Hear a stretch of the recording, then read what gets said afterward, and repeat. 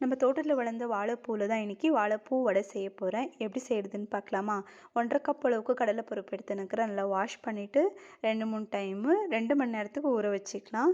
பருப்பு நல்லா ஊறின பிறகு கொஞ்சமாக இஞ்சி, பூண்டு, 2 பச்சை மிளகா, அதில் 2 லவங்கம், கொஞ்சம் சோம்பு, உப்பு தேவையான அளவுக்கு சேர்த்துட்டு கொஞ்சமாக தண்ணி சேர்த்துட்டு அரைச்சி எடுத்துக்கலாம்.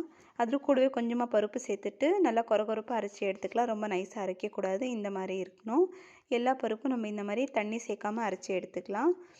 இதுக்கு கட் பண்ணி வச்ச 2-3 ஆனியனும், கொஞ்சமாக பச்சை மிளகா, கொத்தமல்லி, கருவேப்பிலை கட் பண்ணிவிட்டு பொடியாக சேர்த்துக்கலாம். வாழைப்பூ இங்கே நான் 1 கப் எடுத்துன்னு இருக்கிறேன். 1.5 கப் பருப்புக்கு 1 கப் வாழைப்பூ போதும். நல்லா பொடியாக கட் பண்ணிவிட்டு சேர்த்துக்கலாம். நல்லா மிக்ஸ் பண்ணிவிட்டு ஒரு 5 நிமிஷம் விட்டு எண்ணெய் நல்லா காஞ்ச பிறகு ஒரு வாழை இலை இந்த மாதிரி பேப்பர் வச்சு நம்ம தட்டி போட்டுக்கலாம்.